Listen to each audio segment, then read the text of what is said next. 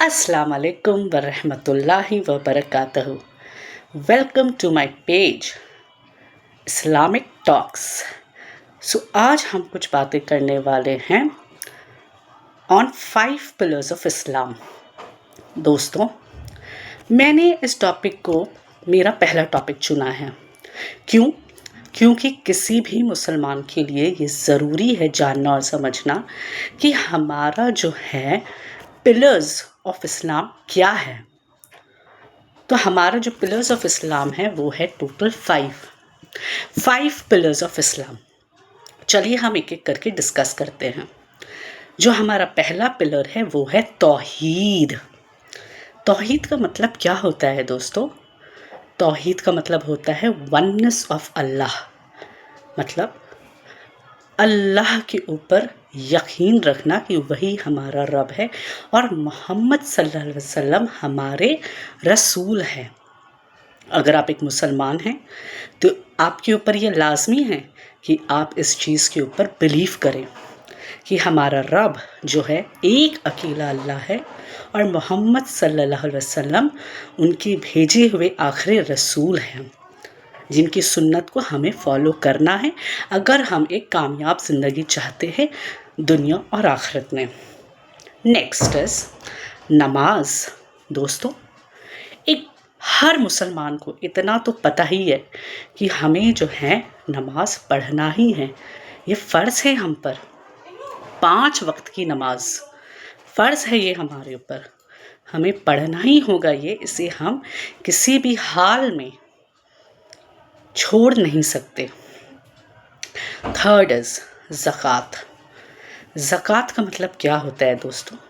इसका मतलब है कि जिसके पास 85 ग्राम्स सोना या उतना ही इक्वल अमाउंट का कैश है या उससे ज़्यादा है, तो साल भर के बाद, मतलब उस सोने या उस अमाउंट के कैश के साल भर गुजर जाने के बाद हमें जो है 2.5% का ज़कात उस अमाउंट में, जितना भी हमारे पास अमाउंट है, वो निकालना होगा।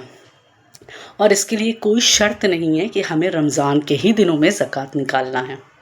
ये एक बहुत बड़ा मिसकंसेप्ट है लोगों के बीच में कि हमें जो है ज़कात जो है सिर्फ रमज़ान में ही निकालना है। बिल्कुल नहीं, आप साल भर में पूरा कभी भी जब भी चाहें आप निकाल सकते हैं।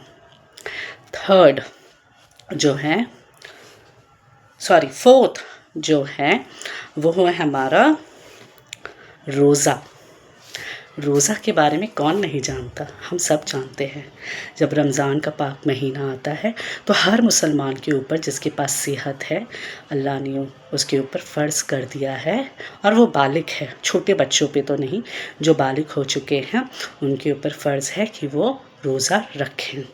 हाँ, अगर वो ट्रैवल कर रहे हैं या फिर वो अगर बीमार हैं तो फिर बाद में, जब रमज़ान चला जाए, बाद में अपने किसी भी दिन में जो है जो रोज़ा उनके छूट गए हैं उसको वो रख लें। फिफ्थ इज़ हज। हज का मतलब क्या होता है दोस्तों? मतलब ये है कि विजिटिंग टू मक्का। हज का मतलब क्या होता है? विजिटिंग टू मक्का। जब आप वहाँ जाते हैं एंड फिर आप, जिनके पास माली और बदनी ताकत है, मतलब जो फिज़िकली फाइनेंशियली जिनके पास इतना ताकत है कि वो कर सकते हैं हज, they can travel because they have finance. लेकिन हज में बहुत जो है फिज़िकल एक्टिविटी लगता है, so they have that much of physically they are fit and they can go for हज। तो उनके ऊपर फिर हो जाता है कि वो हज पे जाएं और ये जो आखिरी पिलर ऑफ इस्लाम है इसको भी पूरा करें। दोस्तों, आई होप आपको मेरा वीडियो जो हो अच्छा लगा हो। So please like, subscribe, follow and share it. अस्सलाम वालेकुम वरहमतुल्लाहि वबरकातुहू।